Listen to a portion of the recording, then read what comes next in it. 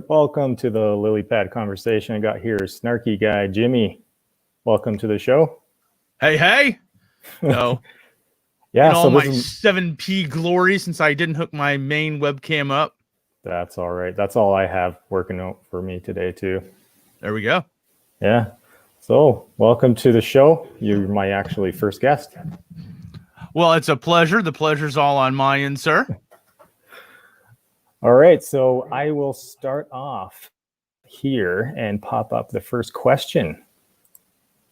What's your backstory to starting a China YouTube channel? Well, okay. I have been in and out of China most of my life. Grew up in Hong Kong. And I watched a number of China YouTubers back and forth.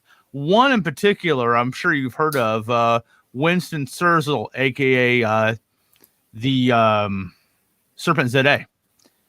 He was making videos, lived not that far from me. I was living in southern China in a little town called Dongguan, which is famous for the prostitution and factories, and neither of which interests me at all. And so I met him a couple times at some of his subscriber meetups. And so he suggested that I start a channel up, and I said, hey, it sounds like a great idea. And so I did. Started filming it on a little crappy Windows phone, walk around poking it in my face everywhere I went. And hello. That was spooky. So live and dramatic, right? Yes. So in any case, that's better. Got to stay still. Started going around, just a little bit of Windows phone, poking it in my face, and graduated to a little more of a gear. And at the time I started calling myself a snarky white guy because YouTube, of course, being banned in China, I was kind of nervous about posting my real name online. Yeah. And then it kind of seemed redundant because I'm very snarky, but it's obvious I'm white, and it's obvious I'm a guy. So I kind of just cut out the white and just started calling myself Snarky Guy. And there you have it. Sweet. All right. Yeah. And so what started the Snark Lounge then? So there was a number of guys who were doing Let's Talk China, which they kind of got together and started talking about things China. Mm-hmm. And I even participated in one of those episodes. And I'm like, that's a good idea. And my wife and I, my wife Bunny, she suggested, we could do that as well and kind of do it our own way. And so I said, absolutely. So I started, every week getting, a number of friends together. We'd get to a topic and we'd, discuss a bunch of things. My wife is usually on it, although last week she was on, but she had a number of weeks where she couldn't do it. She was in Hong Kong taking care of some family business. And so she couldn't do it. And then she got back, and work is, helter-kelter, and always kerfuffle trying to organize everything. But that was kind of the idea. And it was an idea just to, in between my regular videos, something I could do just to, have some more additional content and just kind of have not a scripted, where you're, reading something or trying to act a certain way. It's just me. It's just, what I think, what my friends think. We kind of bounce ideas back and forth each other. Of course, we rarely stay on topic. You know how a plan goes. Step 1, you make a plan. Step 2, the plan falls apart. Step 3, the plan goes off the rails. And step 4, you make a new plan. So, yeah, we rarely stay on topic, and that's fine because it's not supposed to be scripted. It's just supposed to be, a bunch of dudes and, in a lot of cases, dudettes just talking about how we feel about things and what we enjoy and what we enjoy doing and, all things about China. Because, the fact of the matter is, although I am an American, I do enjoy China. China is a really kind of a cool place to be, and we talked about things because a lot of my friends back home, they had this idea, and that was another motivation behind making videos in the first place. And of course, the Snark Lounge was a lot of my friends back in the States. They have this idea, ooh, China, it's communist, and have, a bunch of people walking around little red uniforms, and toting red books and, and you can't do anything. And, getting in line for bread and everyone's eating dog and practicing Kung Fu, which I'm sure some people do. But like anything else, it was just kind of something fun for us to do and get a more rounded idea of, hey, China's not, in the 1960s anymore. We got high-speed trains. Everywhere we go, we pay stuff with our QR codes on our phones. I never take cash anywhere. I always just take my phone everywhere I go. It's, just, my phone's in my pocket. And if I have to go somewhere, beep, pay for something, cashless society. Yay. Awesome. So how's your Cantonese? My Cantonese could be better. I've when I lived in Hong Kong, I grew up there. At the time, it was more of a British colony, and so I learned a lot of Cantonese, but I was never great at it. And of course, my wife being a Hong Kong Chinese, it's getting better. And I know when she says certain things, and she's like, and it's like, okay, I know better now. But I can negotiate. I can get around, have some small, simple conversations. It's better than my Mandarin, but definitely not as good as my English. So that's interesting. Like, understand what age were you when you moved to Hong Kong? Which time? Oh, I guess I was a little kid when I moved there. My parents started a church up in Hong Kong, and I grew up there. When I was a kid going to primary school, I went to middle school and high school there. I was the only kid in a Chinese school for a while, which again was all in English school, even though it was all Chinese. I was the only foreigner at that time. I transferred when I was in high school to an international school and finished out there. Went back over to the States for university and kept on, I'd move back to Hong Kong for a while, move back to the States, back, forth. This last time, I moved back in 2014, this last time.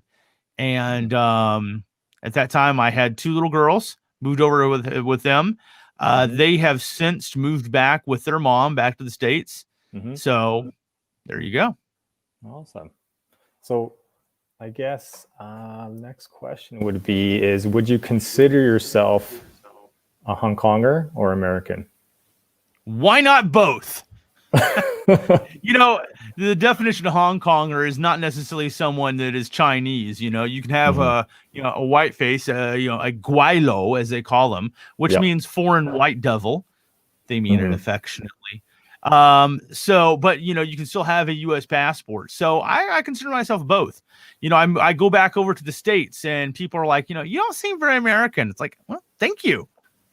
But when I come back here, they're like, oh, you seem very American. You eat a lot of hamburgers, and I don't know, not a lot. What's a lot? Is 3 a lot? I don't know. But I think you can definitely be both. I have a vested interest in both sides. I don't have much family back in the States these days, to be honest. Most of my family is here. Mom, dad, 4 sisters live here in China, in Hong Kong.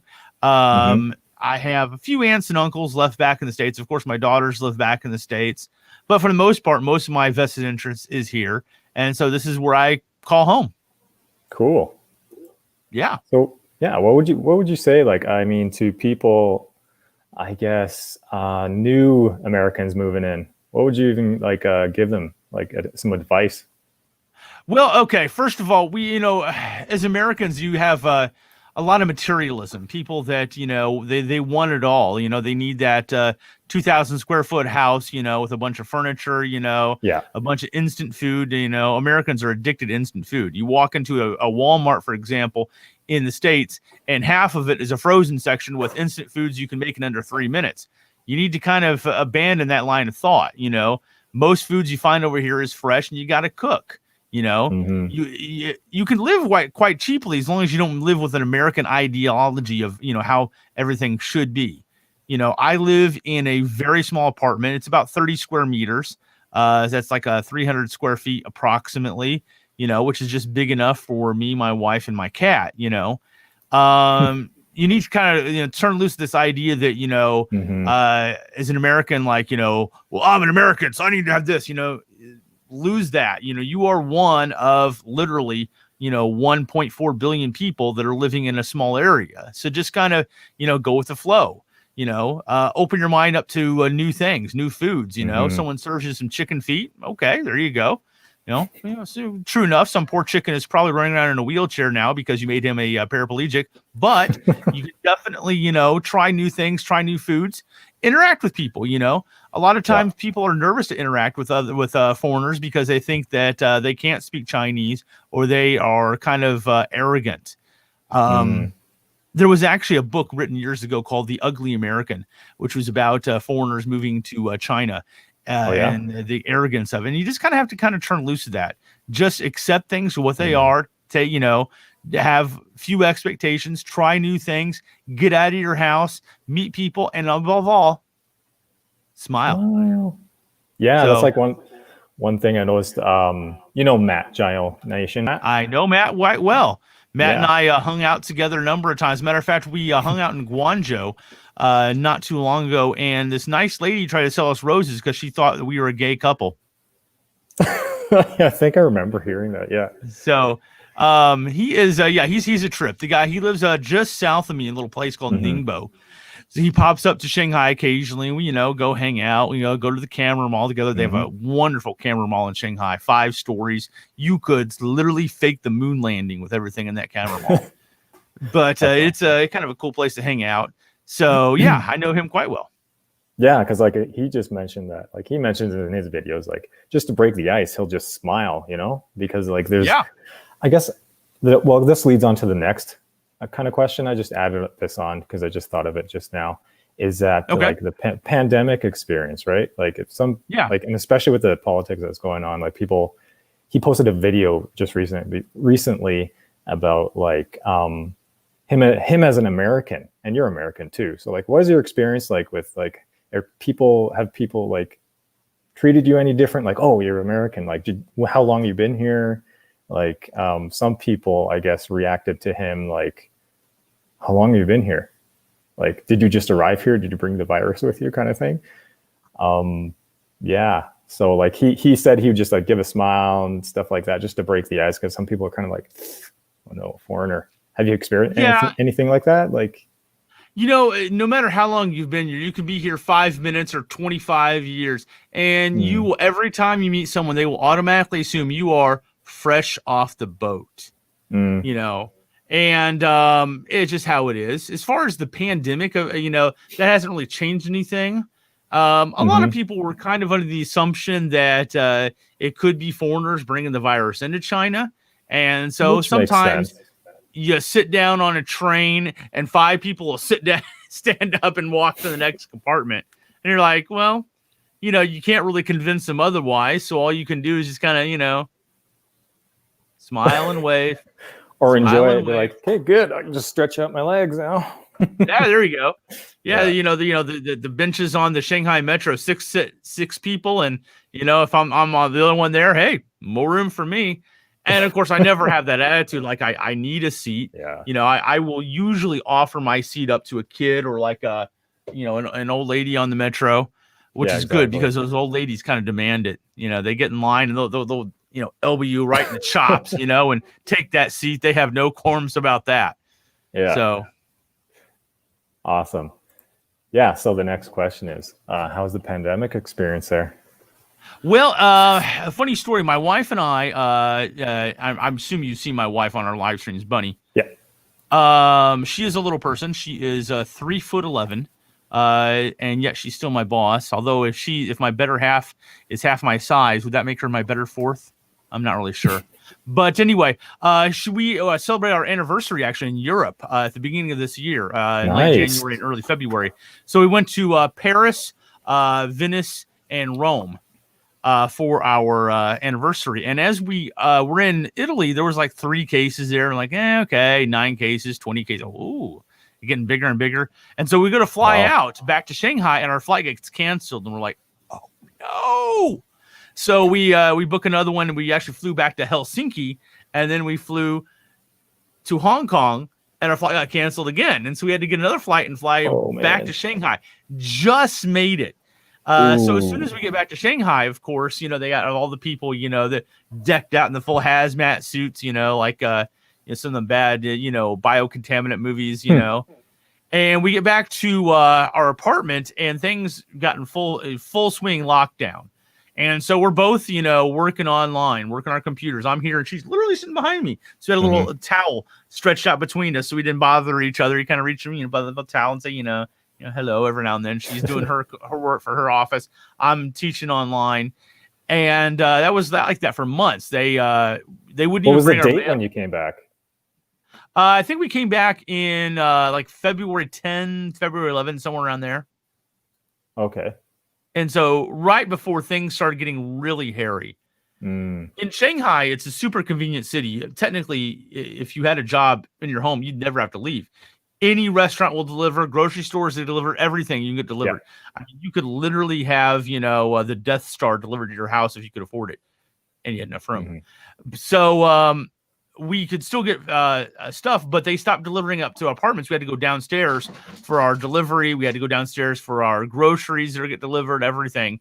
And they set up these big, massive shelves downstairs, and everyone's wearing those thick N95 masks that make you dizzy if you wear them for too long. And so you just kind of endured it. But in another way, it was kind of neat because it gave us a lot of time together. I mean, you got nothing to do, so, it's like, well, you play a board game, watch a movie, and we're just spending all that time together. And so I think that's a kind of a rare opportunity that COVID gave us, is just a gift of spending more time together. Yeah, I would totally agree with that. And like, unfortunately, in some cases, like I heard in the news, a lot of people are getting divorced and stuff. But like in other cases, people are getting closer together, which is good.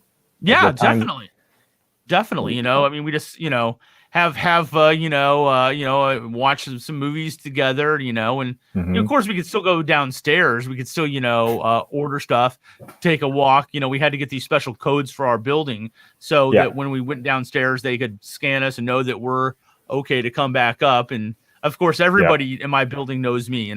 They know the big guy and the little woman. And so walk in, it's like, oh, Jimmy, they're all they know us. Of course, we stand out like a sore thumb. That's awesome. Wow. So February. So they're pretty much like got everything all settled in China when you arrived there. Everyone had their hazmat suits and stuff like that. And yeah, they were in full lockdown mode. It wasn't long after that they locked down the borders entirely, and no one, no one in or out, sort of thing. And if you're a foreigner and you leave, well, bye-bye. One-way revolving door. So it was kind of a trying thing for a lot of people, but it wasn't that big a deal, really, for me. Sure that there's some restaurants we couldn't go to, and you can't go out to a movie, but when you're in the home, and it's kind of nice just to spend time together. Yeah. And so how is it now? Like, it's life's normal? Now things are pretty relaxed now. We still have to wear the mask on the Shanghai Metro, the subway train. And I think that's just a precaution because you have a lot of people in close quarters areas, and you don't want anyone hacking, sneezing, or licking their neighbors, of course. But beyond that, I suspect the airport, I haven't been to the airport in, almost a year now. So, we've just been, doing things. When we go out, we rarely wear masks anymore unless we're going on the metro or a bus. Yeah, makes sense. Like here. So, I think Shanghai may have had 5 cases in the last month, and they're like on the ball. We have to carry around these little QR codes on our phones now, which tell people the measures, of course, because we use the same QR codes to buy things all the time. So it measures if you have been in proximity with anyone with COVID or anyone who has been in contact with someone, and it gives you a red, yellow, or green QR code. Some buildings still require that. Some businesses are still requiring that, but it's kind of a thing to kind of check, as another system. To be honest, China really has. They've got the unique ability to really force it in lockdown and force a lot of these systems into place that other countries really haven't. Yeah, that's true. The mask thing, of course, it's always been kind of a little bit of the culture here ever since 2003 in SARS that broke out in Hong Kong. And so wearing the mask is not something that most people are worried or afraid of. You know, I talked to some of my friends back in the States and they're like, it's my right not to wear a mask. And I'm thinking, really? Really? Are we so concerned about rights right now? Why don't we just, put on the mask? Well, it's hard to breathe. Nobody likes wearing a mask. Come on, man. Just, I suck it up. Take one for the team. I can argue this all day, like the whole issue. But anyways, I won't. It'll take too much of our time. So like, you're right about the whole experience here. It's been totally different. Like I was in China. I went there for New Year's this year. So we arrived on, I think it was the 20th. I kept getting it mixed up, 20th or 22nd. I think maybe it was the 22nd. But like a couple days before we went, we started hearing about like something going on in Wuhan, right? Yeah. And I was like, oh, it doesn't really matter. We're going to Beijing, right? And this was like before knowing anything about it.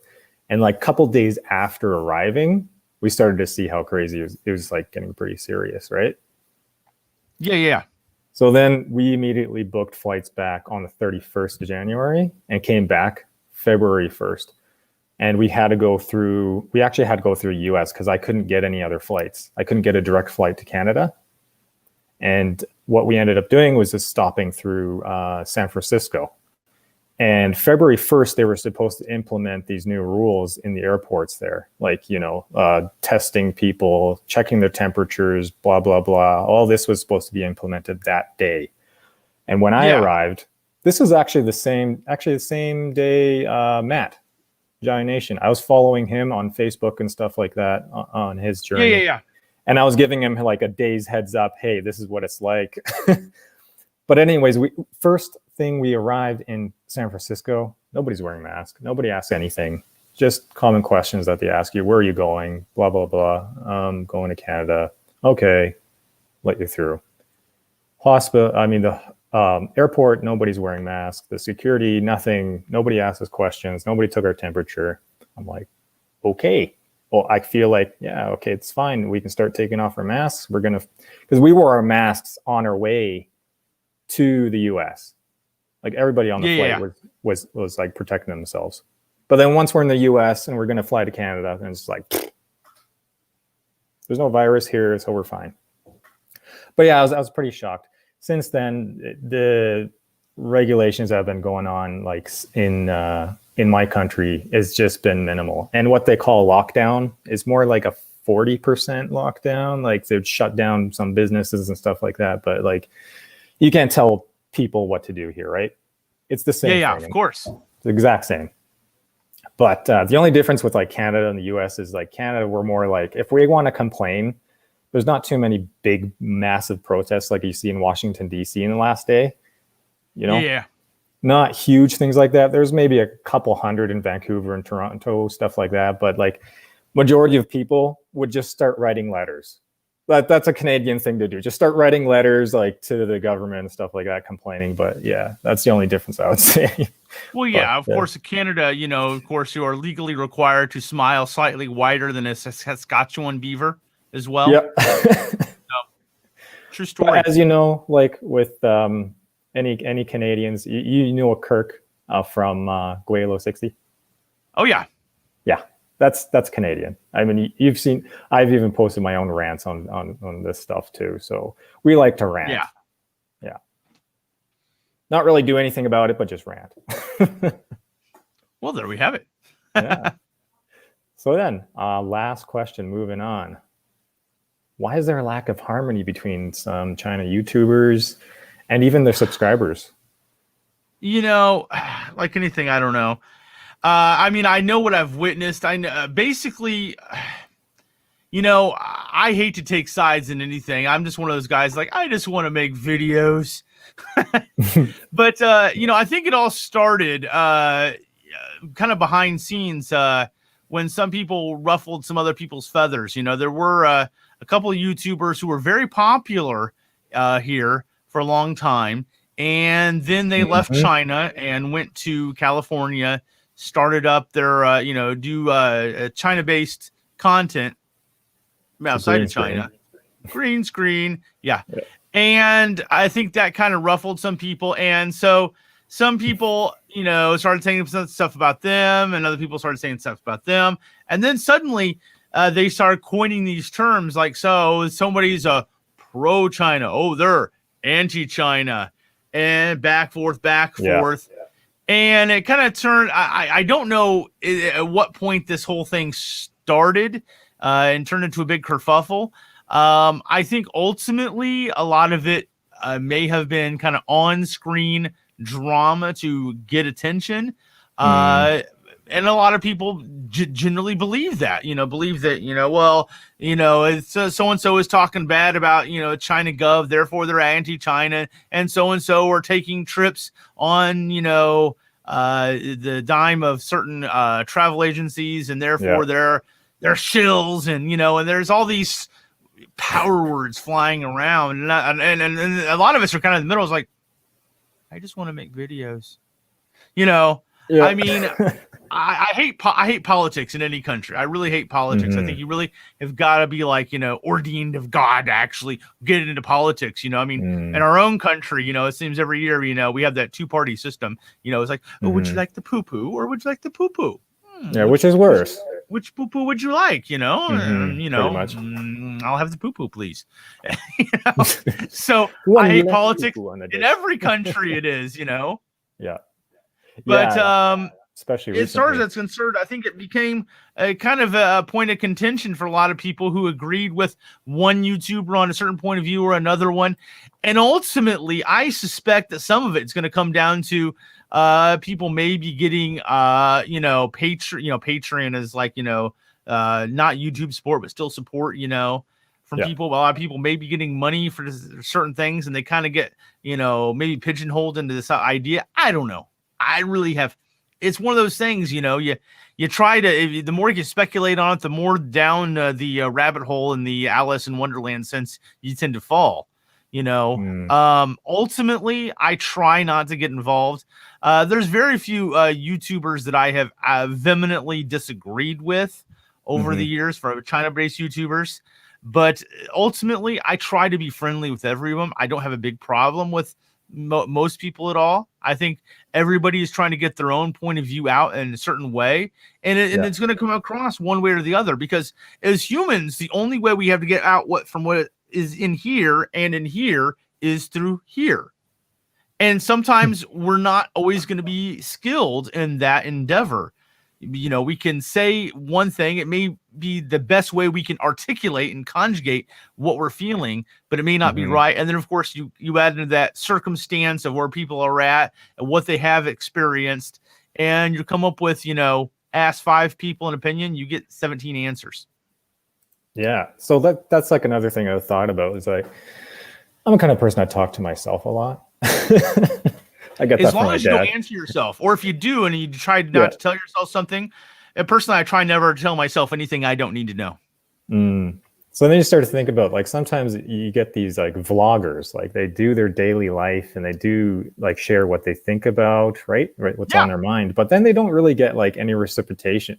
What's the word? Reciprocating? Yeah, I guess. Some feedback about what they're saying. Like it could, no challenge really. So what would you say about like what do you think about that? Like some people just say the things that they think, and then how like of their viewers may take that as a real fact, a real truth. Well, then that comes down to, you can't never take one source as a Bible truth on anything.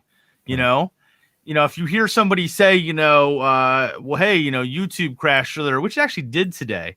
The entirety of YouTube crashed earlier today. First time I've ever seen that happen in my life. Wow. But, you can't just take it as oh yeah, that's true. Like Ronald Reagan say, trust but verify, these sort of things. As far as people who are saying things unchallenged, maybe don't be so quick to believe them. And then again, some people just want a platform with which to express themselves. I often say that anyone who's a YouTuber has at least one, if not very tiny, a narcissistic bone in their body. we enjoy that, walking around, talking to ourselves with the camera in our face. Hey, how you doing? And, it's just, it's a method of self-expression. The extent of what some people take this or not, Yeah. I would say you really have to be careful how you take it in, really. So a lot of people can get this like parasocial relationship in their head, like, oh, I really know this person, and like you actually really don't. But like, do you really? Exactly. Exactly. I've actually experienced this. I had a YouTuber scheduled to go on my live stream with me, and literally 5 minutes before we went online, they sent me a message. Oh, sorry, can't do it. And, well, thanks a lot, buddy. And so I've sent a message out, to, hey, can anyone join in my live stream? And I've got a couple of Yahooers that I didn't know anything about, and I let them on. And later on, you find out terrible things about them. It's like, delete